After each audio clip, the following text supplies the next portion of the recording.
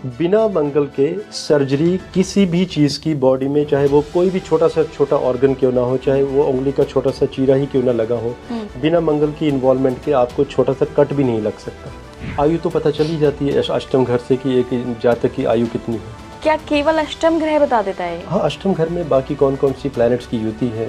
तो 2034 में अगर किसी को लीवर का रोग बनना होगा तो वो कुंडली में आपको पहले ही बता देगा, आगाह कर देगा कि लीवर सिरोसिस बनेगा।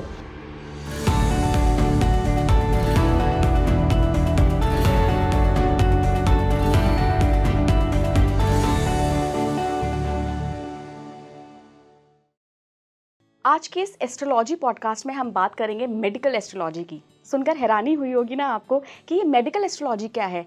अगर मैं आपको ये बताऊं कि आप अपनी कुंडली से आने वाली समस्या यानी कि बड़ी बीमारी के बारे में पहले ही पता लगा सकते हैं और कुछ हद तक उसको रोक भी सकते हैं। प्रभाव तो पड़ेगा लेकिन रोक भी सकते हैं, तो हैरानी होगी ना आपको। मुझे भी हुई थी, लेकिन हमने सोचा कि क्यों ना इसी पर आज इस पॉडकास्ट में बात करते हैं। नमस्कार इंडिया, आप देख रहे हैं स्पीकिंग ट्री। मैं हूं आपके साथ हिला गोस्वामी और आज मेरे साथ बहुत ही खास मेहमान जुड़ रहे हैं, मेडिकल एस्ट्रोलॉजर जुड़ रहे हैं, प्रशांत कपूर जी। बहुत बहुत स्वागत है प्रशांत जी आपका। Thank you. एंड सबसे पहले वंदे मातरम, एंड व्यूअर्स के लिए भी वंदे मातरम, भारत माता की जय से शुरू करते हैं। बिल्कुल बिल्कुल। जैसे कि मैंने अपने यूजर को पहले बताया कि आज हम मेडिकल एस्ट्रोलॉजी के बारे में बात करेंगे। मेडिकल एस्ट्रोलॉजी मतलब ये थोड़ा सा डिफरेंट नहीं लगता प्रशांत जी आपको? क्या करते हैं आप इसमें? इला जी, मेडिकल एस्ट्रोलॉजी मीन्स चिकित्सा ज्योतिष। अगर ज्योतिष बना था सबसे पहले, अगर इन्वेंशन हुआ था तो ज्योतिष का इन्वेंशन ही चिकित्सा ज्योतिष के ही मायनों को रखते हुए हुआ था। ये बात अलग है कि अराउंड 1998 के पास मैंने एक नेम दे दिया इसको, मेडिकल एस्ट्रोलॉजी। क्योंकि अगर हम रावण काल से जब देखते आ रहे हैं, क्योंकि रावण ने सबसे ज़्यादा रिसर्च की है मेडिकल एस्ट्रोलॉजी के ऊपर। आई थिंक रावण को तो ऐसे ही जानते हैं ना हम लोग कि दशहरा आया, रावण का पुतला जलाया और बात ख़त्म। ऐसा नहीं है। रावण ने उन्होंने 5 खंडों की रचना की थी। अर्थशास्त्र, ज्योतिष शास्त्र, तंत्र शास्त्र, बहुत सारे काम किए हैं रावण ने। लेकिन क्या होता है कि जब आप एक गलत काम करते हैं तो ठीक है, अहंकार था, दंभ था, सज़ा मिली उनको, लेकिन वो कहते हैं ना, वो बात रह गई लोगों के मन में कहीं ना कहीं। और जो उनकी रिसर्च थी वो कहीं और चली गई। बाकी ऋषियों ने या बाकी ज्योतिर्विदों ने, उन्होंने अपने नाम से रावण की रिसर्च को अपने अपने तरीक़ों से मार्केट में फेवर लेना शुरू कर दिया। अदरवाइज़ आज भी जब लाल किताब की जब हम बात करते हैं तो बेसिकली रावण शास्त्र ही तो है वो। अच्छा जी हाँ, तो रावण शास्त्र से ही आगे डाटा कॉपी पेस्ट किया गया है। यस। तो बेसिकली मेडिकल एस्ट्रोलॉजी में जो होता है, जैसे मैंने कहा कि this is the first kind of domain in astrology. उसके बाद करियर डोमेन, शादी कैसे होगी, या मंडेन जिसे मेदिनी ज्योतिष कहा जाता है, match making, business, foreign travel, ये चीज़ें बाद में निकली हैं ज्योतिष से।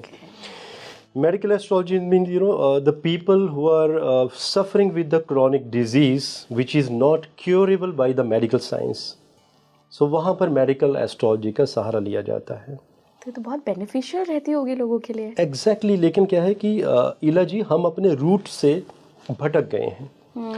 आज ऐसा हो गया है कि हम पश्चिम की पद्धति के ऊपर हम ज़्यादा भागने लगे हैं। राइट। और जो बल्कि हमारे ही रूट्स हैं वो जर्मन में जा चुके हैं। जितने भी हमारे वेद थे, 4 वेद हैं आज भी हमारे पास, तो वेदों के ऊपर सबसे ज़्यादा जो डीप रिसर्च होती है, डीप डाइव, जर्मन ने किया है। लेकिन हम उन पे काम करना नहीं चाहते। हमारे विदेशों से जब कोई चीज़ आती है तब हम उसे करते हैं, लेकिन बाद में पता चलता है कि ये यहीं से तो गई थी, लेकिन वो जब घूम के आएगी तो वो ज़्यादा वैल्यूबल हो जाती है। दूसरे की थाली में रखा हुआ खाना सबको अच्छा लगता है। एग्जैक्टली, बहुत बहुत सही बात कही आपने। तो वैसे ही है। तो मेडिकल एस्ट्रोलॉजी ये हमारे भारत की देन है, और जिसमें कि बहुत बड़े बड़े ज्योतिर्विद, ऋषि पराशर, बारामिहिर, अगस्त्य, और हाँ, मैं रावण की बात इसलिए कहना चाहूँगा क्योंकि उन्होंने सबसे ज़्यादा काम किया है इन चीज़ों के ऊपर। तो चलिए, आज मेडिकल एस्ट्रोलॉजी में हम ऐसे ही असाध्य रोगों की बात करेंगे जिनका क्योर बहुत मुश्किल होता है, लोग बहुत परेशान होते हैं। सबसे पहला लिवर डिजीज़। लिवर डिजीज़ आजकल ना प्रशांत जी, लाइफस्टाइल कह लीजिए या बुरा, जो भी जिस भी वजह से हो रहा है, बहुत ज़्यादा कॉमन हो गया है। लोगों का लिवर फेलियर हो रहा है, लिवर ट्रांसप्लांट की ज़रूरत पड़ रही है। सबसे ज़्यादा फैटी लिवर की दिक्कत आ रही है, इनफैक्ट यंगस्टर्स में भी आ रही है। तो कौन से ऐसे ग्रह के कॉम्बिनेशन होते हैं जो लिवर डिजीज़ की तरफ इशारा करते हैं? देखिए, जब भी गुरु की महादशा आएगी, चाहे गुरु कुंडली में पावरफुल है, एग्जॉल्टेड है, डेबिलिटेटेड है, आप मान के चलिए उस व्यक्ति को मोटापा तो आएगा, क्योंकि गुरु की महादशा का मतलब है कि ठीक है, आपको अगर गुरु आपके ऊंच के हैं, आप बहुत अच्छा खान पान भी रखेंगे, एक्सरसाइज भी करेंगे, तो कहीं ना कहीं वायु प्रवृत्ति शरीर में थोड़ी सी बढ़ेगी। जिस वो कहते हैं ना, वात पित्त एंड कफ, तो वायु प्रधान प्लैनेट कहा गया है देवगुरु बृहस्पति को, तो थोड़ा सा बॉडी में एक फैट गेन की समस्या होती है। अब देखिए, जब बॉडी में फैट होगी तो कहीं ना कहीं आपके ऑर्गन्स वीक होंगे, परेशानी होगी, एंड सबसे बड़ी समस्या आती है उस समय लीवर की, क्योंकि गुरु का मतलब है कि पेट के रोग बनना, किडनी के रोग बनना, आपके लीवर के रोग बनना। लेकिन वो लीवर का रोग तभी बनेगा अगर उस समय अगर कोई ट्रांजिट में मंगल की स्थिति खराब होगी, आपके छठा घर जो कि रोगों का होता है, छठे घर को जब मंगल कनेक्ट करेंगे या वेद करेंगे अपनी 4th 7th या अष्टम दृष्टि जब होगी, तो फिर वो हॉस्पिटलाइजेशन। अष्टम दृष्टि का मतलब है कि आप जब जाएंगे डॉक्टर के पास तो डॉक्टर डिक्लेयर कर देगा कि आपका लीवर फैटी है, या तो आपको फाइब्रोसिस हो चुका है 1st स्टेज, 2nd स्टेज या 3rd स्टेज। और मान लीजिए कहीं शनि की भी वहाँ पर दृष्टि आ जाती है, और केतु की भी अगर अष्टम घर में स्थिति आ जाती है। केतु का काम है कि रोग धीरे धीरे होना, स्थिति का खराब होना। आप जब डॉक्टर से चेक करवाने जाते हैं, टेस्ट होते हैं, डॉक्टर कहता है सब ठीक तो है, लेकिन जब वो डिजीज़ बड़ी हो जाएगी तब वो सामने आएगी। अष्टम घर का यही तो प्रमाण है। पर केतु ऐसा नहीं करता है कि केतु जहाँ बैठता है उस चीज़ की पावर को बढ़ा देता है, तो यहाँ पे ये पावर नहीं बढ़ाता है? नहीं, पावर नहीं, हिडन कर देता है, हिडन कर देता है, गायब कर देता है चीज़ों को, पता ही ना चले। पता ही ना चले। लेकिन जब रोग बड़ा हो जाएगा तब वो सामने आएगा। सो यही स्थिति बनती है। और जब अब डिपेंड करता है कि जैसे हमारे पास कुंडली आती है, अब कुंडली का बलाबल देख के हम बता देते हैं कि या तो लीवर में स्मॉल डेफिशिएंसी है, या तो किसी को बार बार, कई लोग होते हैं सुबह 2 या 3 बार स्टूल पास करते हैं, तो मालूम चल जाता है कि फाइबर बॉडी एक्सेप्ट नहीं कर पा रही है। कई लोग जैसे खीरा वगैरह खाते हैं, फाइबर्स वगैरह लेते हैं, तो एज इट इज स्किप हो जाते हैं, वो बॉडी फाइबर नहीं ले पाती है। तो ये भी सिम्टम कुंडली से पहले ही हम फोरकास्ट कर देते हैं कि जब ऐसा होगा तो उस समय ये प्लैनेट्स के आपने उपाय कर लेने हैं। अच्छा। और अगर बाई चांस कोई ऐसा रोगी आ जाता है, हमारे पास कुंडली आ जाती है, तो कुंडली से पता चल जाता है कि लीवर फैटी है या फाइब्रोसिस है या लीवर सिरोसिस है। और लीवर सिरोसिस है तो कौन सी स्टेज का है, कुंडली अपने आप इलाज ही सब बता देती है। देखिए, यही तो है मेडिकल एस्ट्रोलॉजी कि आप समय रहते किसी मेडिकल एस्ट्रोलॉजर से आप कुंडली दिखा लीजिए। मेडिकल एस्ट्रोलॉजर आज जैसे 2024 है, तो 2034 में अगर किसी को लीवर का रोग बनना होगा तो वो कुंडली में आपको पहले ही बता देगा, आगाह कर देगा कि लीवर सिरोसिस बनेगा। और देखिए, अगर कोई मेडिकल एस्ट्रोलॉजर ये बता रहा है, आपको फोरकास्ट कर रहा है कि आपको लीवर सिरोसिस बनेगा, तो इसका ये भी मतलब हुआ कि उसके पास उसका समाधान है। लेकिन 100% नहीं है, 98% है। 2% क्यों नहीं है? 2% इसीलिए नहीं है क्योंकि ग्रह है, प्रमाण है, वो देगा, आएगा, टच बेस करके तो जाएगा आपको। अब वो जो 2% रह गया है, जो परेशानी करेगा, उसमें ये होगा कि मान लीजिए कभी आपको फूड पॉइजनिंग हो गई, आप बाहर कुछ खाएंगे और अचानक फूड पॉइजनिंग, लूज मोशन, और उसी समय के दौरान जब वो लीवर में रोग बनना था, तो वो 2% में आप हमें से काउंट करेंगे, जिसमें कि 2 या 3 दिन 4 दिन कोई दवाई लेगा और 5 दिन में व्यक्ति बिल्कुल स्वस्थ हो जाएगा, लेकिन फूड पॉइजनिंग तो होगी। ओके। अच्छा प्रशांत जी, कई बार क्या होता है ना कि हम छोटे शहर में भी देख लीजिए, बड़े शहर में लोगों के पास इतनी फुर्सत नहीं होती कि स्पेशली जैसे होता है ना कि बुखार हुआ तो एक डॉक्टर के पास गए, किडनी की दिक्कत हो नेफ्रोलॉजिस्ट के पास चले गए। ऐसे ही जनरली लोग जनरल एस्ट्रोलॉजर को तो दिखा लेते हैं और वो बता भी देते हैं कि इसकी महादशा शुरू होने वाली है या बृहस्पति की महादशा शुरू होने वाली है, राहु की होने वाली है, लेकिन इतना डीप कोई नहीं जाता। तो कोई ऐसे सिम्टम आप बता सकते हैं क्या कि आपने एक नॉर्मल एस्ट्रोलॉजर को बताया और उसने आपकी ये महादशा अगर बताई है तो वो रेड फ्लैग है, तब आप डेफिनेटली एक मेडिकल एस्ट्रोलॉजर को कंसल्ट करें? सिम्टम मैं बता सकता हूँ कि अगर लीवर का किसी को रोग आने वाला हो, एक तो जॉन्डिस के सिम्टम्स लोगों को आने शुरू हो जाते हैं, क्योंकि मंगल जब कमजोरी होगी तो जॉन्डिस मंगल करके जाएगा आपको। अच्छा। लीवर का ब्रूबेन अल्कालाइन बढ़ जाता है, जिसकी वजह से क्या होगा कि कई लोगों को जैसे मॉर्निंग में मैंने कहा स्टूल पास करते हैं तो उन्हें एक बार, दो बार, तीन बार, चार बार जाना पड़ता है। उन्हें लगता है कि कुछ क्लियर नहीं हो, और एक्चुअल में क्लियर नहीं होता है क्योंकि लूज हो जाता है स्टूल।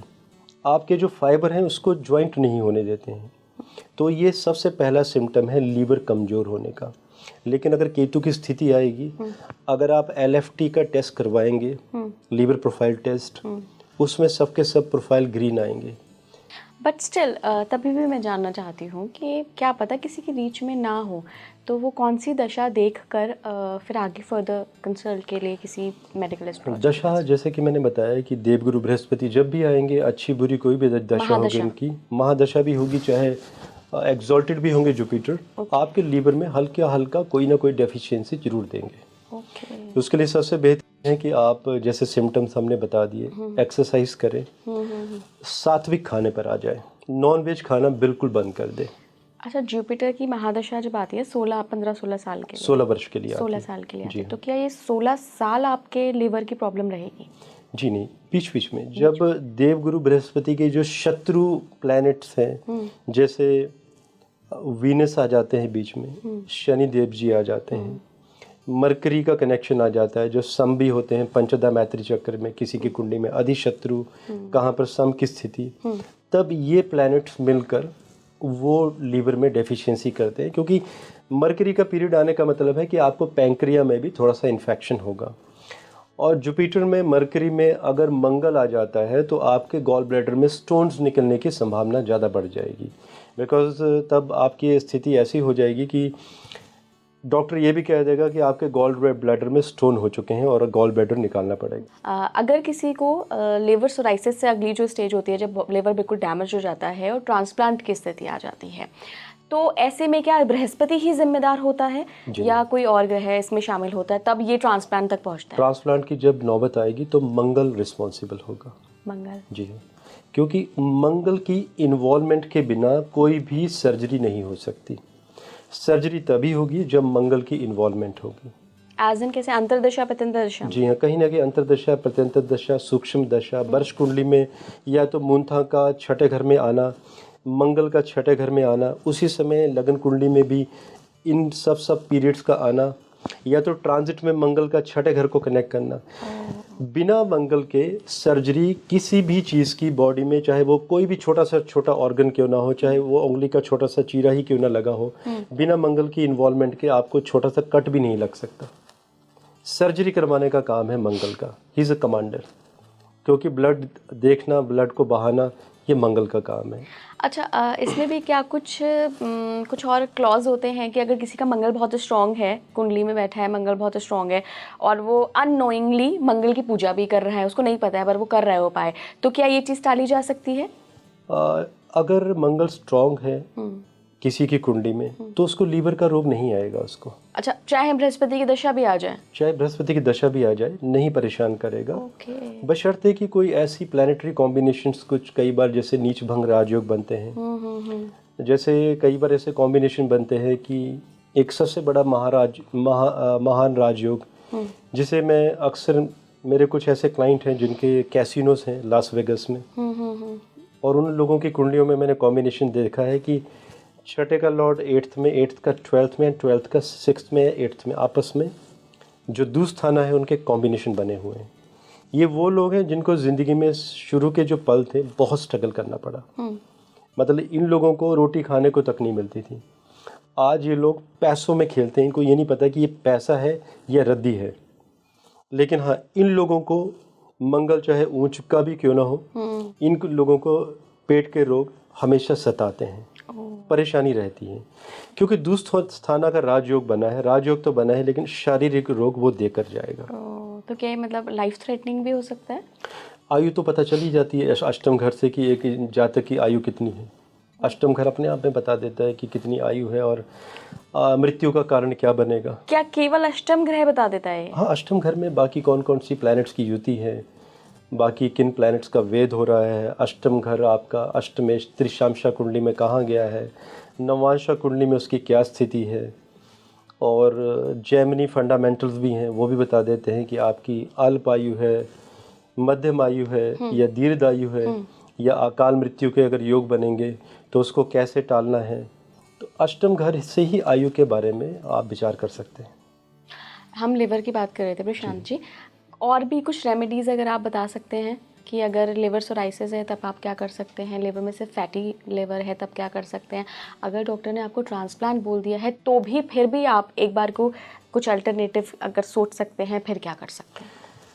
मैं एक लाइव केस बता देता हूँ। हाँ बिल्कुल। मेरे पास बल्कि हमारी फैमिली फ्रेंड है, ये बात है अराउंड 2013 की।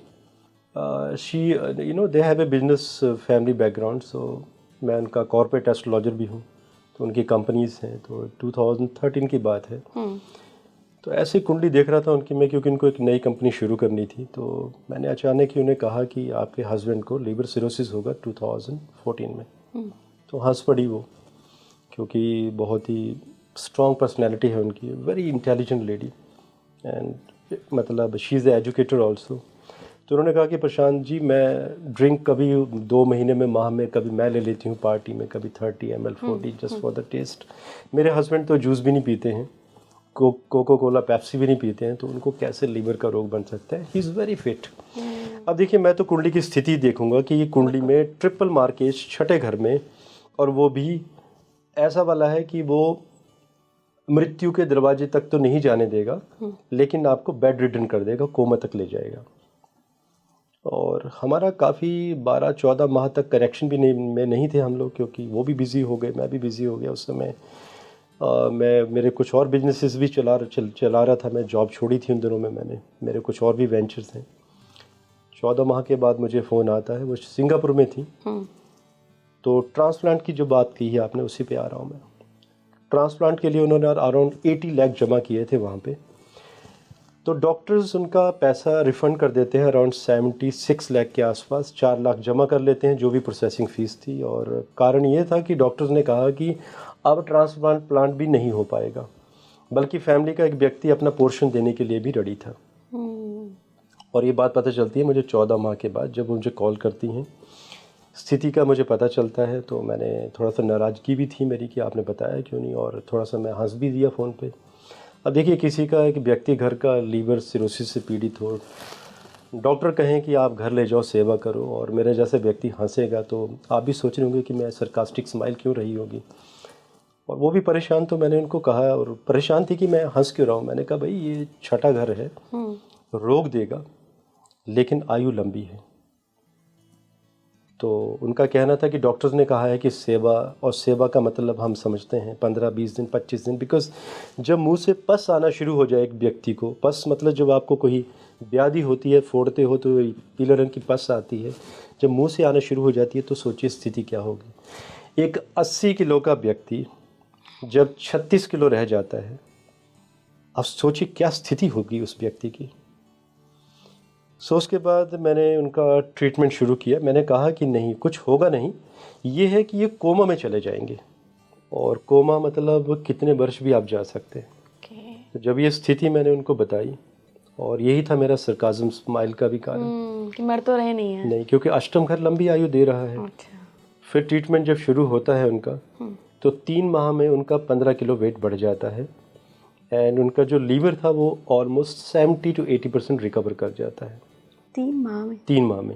मुझे मालूम है कई मेडिकल डॉक्टर्स मेरा वीडियो सुन रहे होंगे और ये कहेंगे भी कि नहीं, लीवर के सेल्स एक बार जब डीजनरेट हो जाते हैं तो रीजनरेट नहीं हो पाते। आप कोई भी आर्टिकल देख लीजिए, गूगल आउट कर लीजिए, देखिए गूगल में तो इलाजी हम वही मिलेगा ना जो हम एंटर करेंगे डाटा, ठीक है। लेकिन लीवर प्रशांत जी एक सबसे बढ़िया ऑर्गन है, ये अगर 90% भी 95 भी गया ना, 5% छूट जाता है। तो उनका मान के चलिए 90-95% खत्म था लीवर फिर उनका, इसलिए उनका रीजनरेट, और वो भी सोचिए ट्रांसप्लांट भी नहीं हो सकता था।